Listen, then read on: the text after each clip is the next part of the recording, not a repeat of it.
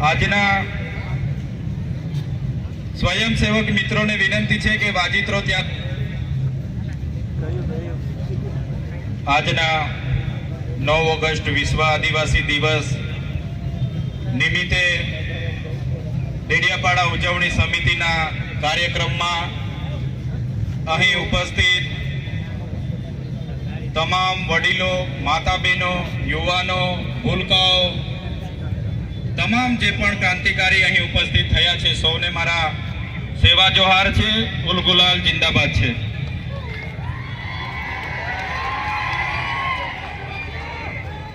જે સમિતિએ 9 ઓગસ્ટ વિશ્વ આદિવાસી દિવસની ડેડિયાપાડા ખાતે આયોજન કર્યું, અમને આમંત્રણ આપી, ઘણા લોકો અહીંયા બોલે એવા છે, છતાંય સાથી આગેવાનોએ પણ મને બોલવાનો જે તક આપ્યો છે અને મને જે સન્માન આપ્યું છે એ બદલ સૌપ્રથમ બધા માટે એમના ચરણોમાં હું નમન કરું છું. સૌને હું પ્રણામ કરું છું. જોહાર. આપણે દર વખતે 9 ઓગસ્ટ ઉજવીએ છીએ, હજારોની સંખ્યામાં ભેગા થઈએ છીએ, નાચીએ છીએ, કૂદીએ છીએ, બૂમ બરાડા કરીએ છીએ, પણ આટલી મોટી વસ્તી હોવા છતાં, આટલી એકતા હોવા છતાં જે અત્યાચારો આપણા પર થયા છે એને પણ આપણે નહીં ભૂલવા જોઈએ. જે આદિવાસીઓને બંધારણમાં અધિકારો મળ્યા છે એ અધિકારો પર જ્યારે તરાપ મરાતી હોય તો એ પણ આપણે આજના દિવસે યાદ કરવું જોઈએ. આજના આ કાર્યક્રમમાં નાચી કૂદીને ઘરે જવાનું નથી, પણ આ કાર્યક્રમના સિદ્ધાંત, અહીંના સંદેશો, ઉપદેશો પણ તમારે ઘરે લઈને જવાના છે. મિત્રો, 2 દિવસ પહેલાની ઘટના છે. કેવડિયા ખાતે 2 યુવાનોને, જયેશભાઈ સાનાભાઈ તડવી, સંજયભાઈ ગજેન્દ્રભાઈ તડવી, ઢોરમાર મારવામાં આવે છે. આખી રાત કપડા ઉતારીને બાંધીને ઢોરમાર મારવામાં આવ્યો અને બીજા દિવસે FIR માં પણ એમના મજૂરોને રજૂ કરવામાં આવ્યા. અને દુઃખ અમને ત્યારે થયું કે પોલીસ અધિકારીઓ એ યુવાનો મરણ થયા છતાંય એવું સ્ટેટમેન્ટ આપ્યું કે આ યુવાનો અહીંયા ચોરી કરવા માટે આવ્યા હતા. શું આદિવાસીઓ ચોર છે? કેવડિયામાં અમારી જમીનો છીનવાયેલી છે, અમારા લોકો વિસ્થાપિત થયા છે અને દુર્ભાગ્ય અમારું એ છે કે ત્યાં અમને ચોર સાબિત કરવામાં આવે છે. અમે ક્યારે સાખી નથી લેવાના. જે લોકોએ અમને ચોર કીધા છે, આવનાર દિવસમાં એનો જવાબ પણ એ લોકોએ આપવો પડશે, એનો ખુલાસો પણ એ લોકોએ કરવો પડશે. 13 તારીખે 5 દિવસનું બેસણું કેવડિયા ખાતે એ લોકોનું રાખ્યું છે એમના પરિવારોએ. ત્યારે એ લોકોની આપવીતી જોઈને, એ યુવાનોને જે રીતે મારવામાં આવ્યા એ જોઈને ખરેખર એટલી બેરહેમીથી આદિવાસી યુવાનો પર અત્યાચારો થયા છે. ત્યારે આ 13 તારીખે આજના મંચ પરથી તમને આહવાન કરું છું, કેવડિયાવાળા એકલા નથી, એમની સાથે ડેડિયાપાડાના લોકો પણ છે. 13 તારીખે આખું કેવડિયા ભરાઈ જશે. 13 તારીખે આખું કેવડિયા અમે ભરી દઈશું. તૈયાર છો બધા? પોલીસના મિત્રોને પણ કેમ છું, ઘણા પોલીસ અધિકારીઓ આપણા સમાજના છે, એમને પણ હું આજના મંચ પરથી કેમ છું. તે દિવસે કેવડિયા જતા વચ્ચે નાકા આવશે ને તો તમે જાણો ને તમારું કામ જાણે. આદિવાસી સમાજ અંગ્રેજો સામે પણ ઝૂક્યો નથી. આજે ગોરા અંગ્રેજો નહીં, કાળા અંગ્રેજ સામે પણ અમે ઝૂકીશું નહીં. આદિવાસી અમે એટલા માટે ગર્વ અનુભવીએ છીએ, અમે અહીંયા અનાદિકાળથી વસીએ છીએ. અહીંના અમે મૂળ નિવાસી છે, મૂળ માલિકો છે. આજે અમને વનવાસી કહેવામાં આવે છે, વનબંધુ કહેવામાં આવે છે. અમે આદિવાસીઓ છે, હજારો વર્ષોથી વસનારા આદિવાસીઓ છે. અમે જે વખતે આ વિસ્તારોમાં, આ દેશ પર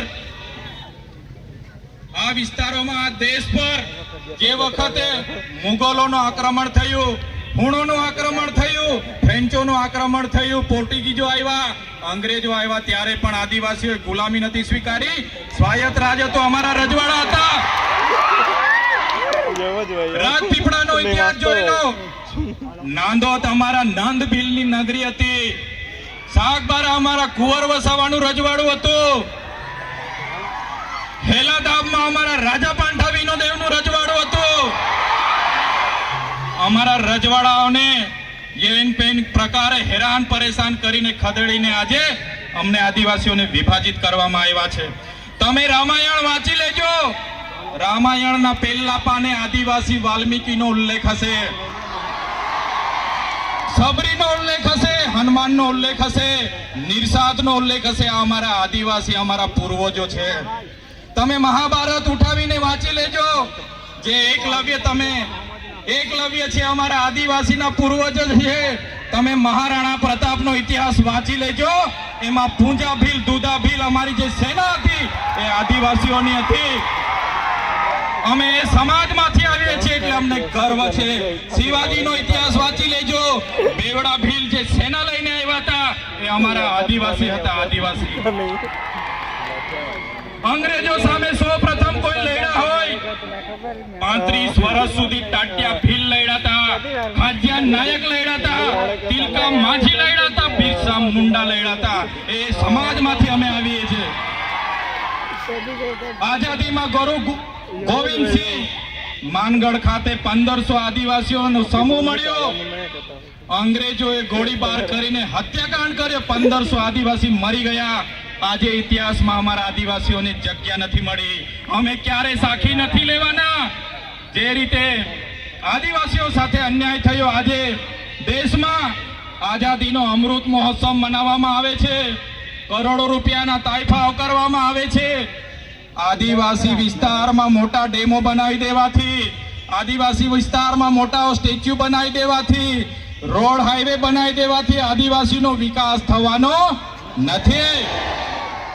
આદિવાસીઓને ડેમનું પાણી આપો, સારી શાળા આપો, સારી કોલેજ આપો, સારા ડોક્ટર આપો, સારી યુનિવર્સિટી આપો, તો જ આદિવાસીનો વિકાસ થવાનો છે.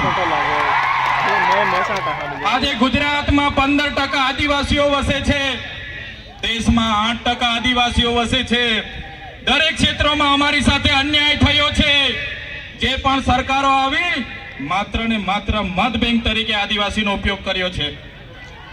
આજે તમે કોર્ટમાં જજો, કોર્ટમાં જે જજો બેસે છે, આજે ગુજરાતમાં અમે 15% છે તો 100 જજમાંથી 15 જજ આપણા હોવા જોઈએ કે નહીં હોવા જોઈએ? આઈએસ આઈપીએસ આપણા 15 હોવા જોઈએ કે નહીં હોવા જોઈએ? મામલતદાર, ટીડીઓ, કલેક્ટર અમારા 15 હોવા જોઈએ. તે આજે નથી. એ હવે આવનાર દિવસોમાં આદિવાસી સમાજે જાગવાનું છે. આટલી મોટી સિટીઓમાં રિયલ એસ્ટેટ બને છે. રિયલ એસ્ટેટના બિલ્ડરો કોણ છે? કેટલા આદિવાસીઓ રિયલ એસ્ટેટના બિલ્ડરો છે? અમારા લોકોને શિક્ષા નથી આપવામાં આવી, નર્મદાનું પાણી નથી આપવામાં આવ્યું, કડાણા ઉકાઈ ડેમનું પાણી નથી આપવામાં આવ્યું. આજે પણ અમારા લોકો મજૂરી માટે શહેરમાં જવા મજબૂર થયા છે. અમે સાકી નથી લેવાના. એટલા માટે જ અમે કહીએ છીએ આજના મંચ પરથી, જે રીતે નાગા લોકોનું નાગાલેન્ડ બન્યું, મરાઠાઓનું મહારાષ્ટ્ર બન્યું, ગુજરાતીઓનું ગુજરાત બન્યું, તેલુગુ લોકોનું તેલંગાણા બન્યું, તમિલ લોકોનું તમિલનાડુ બન્યું, એવી જ રીતે અમને ભીલોને અલગ ભીલ પ્રદેશનું 29મું રાજ્ય જોઈએ. જય ભીલ પ્રદેશ! ભીલ પ્રદેશ અમને 29મું રાજ્ય ભીલોને આબાદી આપો. એની રાજધાની અમે કેવડિયા બનાવીને રહીશું. અમારી પાસે પાણી છે, વીજળી છે, કાકરાપા, નર્મદા. અમારી પાસે લિગ્નાઇટોની ખાણો છે રાજપાટીમાં, આમા ડુંગરમાં યુરેનિયમની ખાણો છે, છોટાઉદેપુરમાં રેતી નીકળે છે, જળ છે, જંગલ છે, જમીનો છે. અલગ રાજ્ય અમને આપી દો, અમે અમારા આદિવાસીઓનો વિકાસ કરી લઈશું. જે અમારો ભીલ પ્રદેશ હતો, દેશ આઝાદ થયા પછી આદિવાસીઓને વિભાજિત કરી દેવામાં આવ્યા છે. 13 જિલ્લાઓને મધ્યપ્રદેશ, 12 જિલ્લાઓને રાજસ્થાનમાં, 14 જિલ્લાઓને ગુજરાતમાં અંબાજીથી ઉમરગામ સુધી, 10 જિલ્લાઓ નંદુરબાર, નાસિક, પાલઘર સુધીના મહારાષ્ટ્રમાં લઈ જવામાં આવ્યા છે. આજે પણ અમારો મહારાષ્ટ્ર, મધ્યપ્રદેશ અને રાજસ્થાન સાથે અમારી સંસ્કૃતિ સાથે છે.